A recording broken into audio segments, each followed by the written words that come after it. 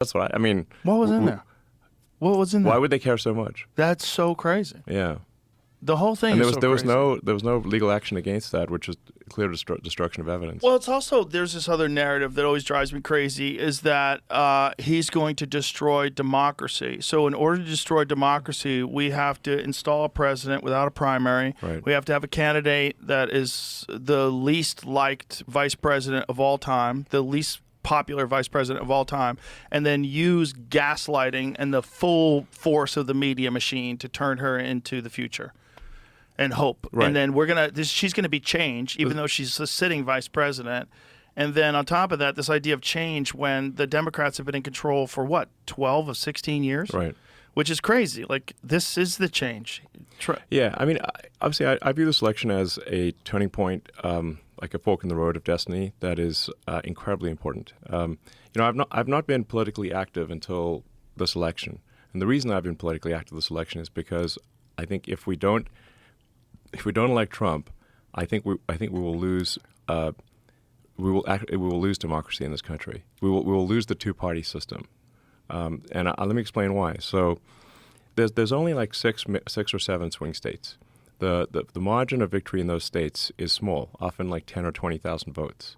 What the Democrat administration has been doing is importing vast numbers of illegals into swing states. You can look at the numbers on the actual government website, meaning you don't take my word for it. You'll just look at the numbers as reported by the government, which is controlled by the Democrats.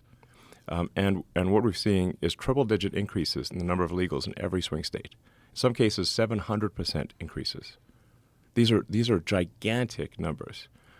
So if you have a state that has a 10 or 20,000 vote margin, and you put 200,000 illegals into that state, you 10x you swamp the. It's not a swing state anymore.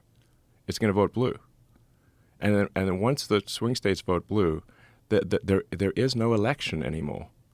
There's only a Democrat primary, which is so crazy, and it's so crazy that people are fine with that. Well, I guess people on the left will be fine with that because they think that's a good idea. Well, they just want to win.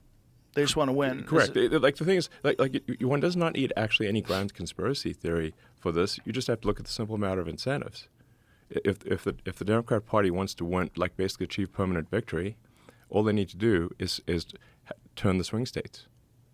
Turn the swing states blue. They have permanent victory. And then we're a one-party state, and then they will keep doing that. Obviously, they will keep stacking the deck by bringing in vast numbers of illegals into the swing states. Keep stacking it so that the next election, each successive election, will be worse than the last one. And that's what's happening. If you want to see, like, well, is this actually going to happen? Well, look at California. California is supermajority Dem, 70% Dem. A month ago, they passed a law making it illegal to show ID in any election in California.